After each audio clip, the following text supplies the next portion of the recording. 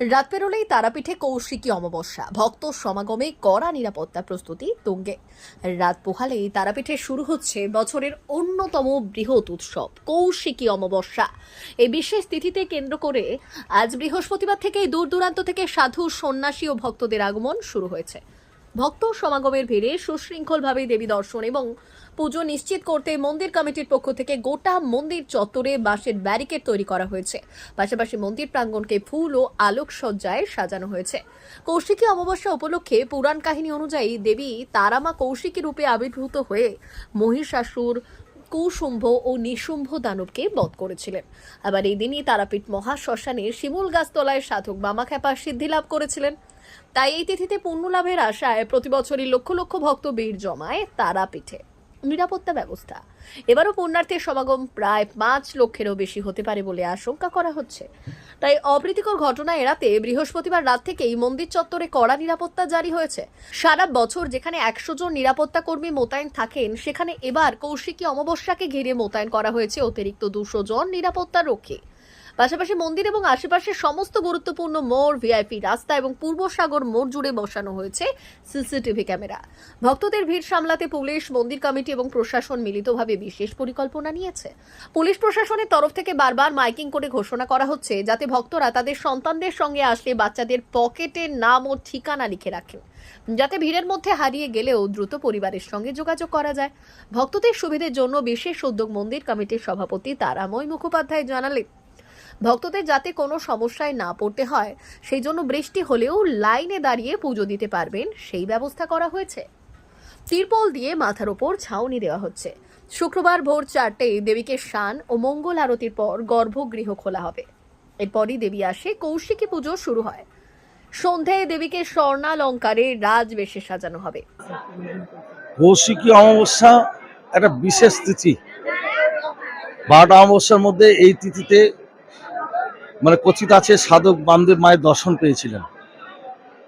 শুম্ভ নিশুম্ভকে বধ করে দেবী কৌশিকী অশুভ শক্তিকে পরাজিত করেছিলেন, শুভ শক্তির উদয় করেছিলেন। তাই যুগ যুগান্তর ধরে এই তীর্থস্থান, পবিত্র ভূমি, বহু সাধক এখানে সাধনায় সিদ্ধি লাভ করেছিলেন। তাই এই দিনটিতে লক্ষ লক্ষ মানুষ ভিড় করে তারাপীঠ মন্দিরে। আর এই লক্ষ মানুষের ভিড়ে যাতে ভক্তদের কোনো অসুবিধা না হয়, প্রথমত দর্শন, তাদের সুব্যবস্থা করা হয়েছে এবং গোটা তারাপীঠ জুড়ে নিরাপত্তার ব্যবস্থা জোরদার করা হয়েছে মন্দির সহ।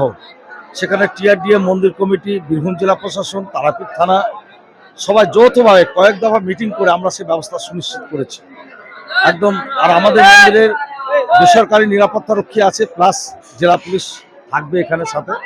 মানুষের নিরাপত্তায় থাকছে মেডিকেল ক্যাম্প, থাকছে জলের ব্যবস্থা, মানুষ কোনো অসুবিধায় পড়লে তার রেস্কিউ টিম থাকছে।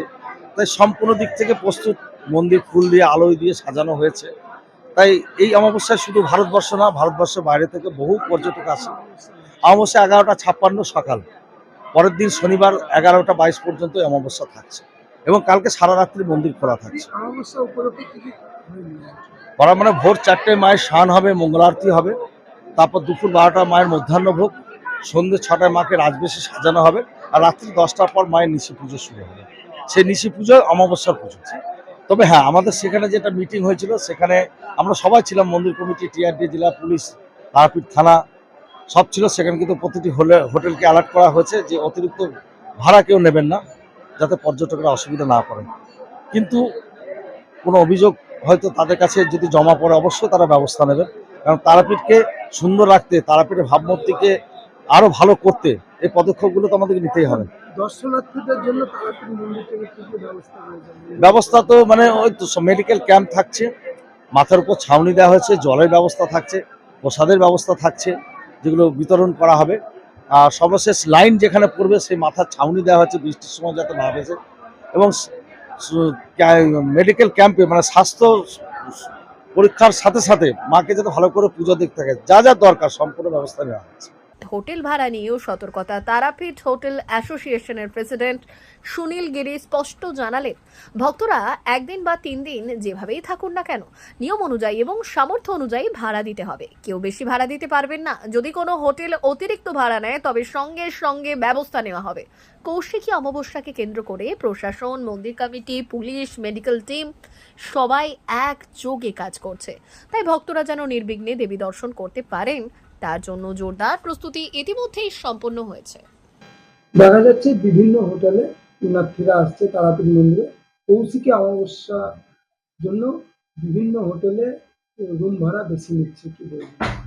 না, এরকম অভিযোগ আমাদের কাছে এখনো আসেনি, কিন্তু এই ব্যাপারটা অনেকবার অলরেডি আগে আমরা আলোচনাতে বসেছিলাম এবং সবাইকে আমরা ওয়ার্নিং করে দিয়েছি এবং বুঝিয়ে দেওয়া হয়েছে যে এখানে যাদের যা হোটেলের রেট আছে সেটা প্রশাসনকে অলরেডি আগে একটা চার্ট করে দেওয়া হয়েছে এবং ইভেন সবার কাছে টেরিফ পাবলিশ চার্ট আছে এবং চার্ট থেকে কেউ বেশি পয়সা নেবে না এবং গেস্ট যদি একদিন থাকতে চায় একদিনই বুকিং নেওয়া হচ্ছে, যদি দুদিন থাকতে চায় দুদিনই নেওয়া হচ্ছে। ওরকম কোনো রকম আমাদের তরফ থেকে কোনো ইনসিস্ট করা হচ্ছে না, কোনো রকম ফোর্স করা হচ্ছে না। হুম। আমার নাম সুনীল গিরি, আমি তারাপীঠ হোটেল অ্যাসোসিয়েশনের প্রেসিডেন্ট।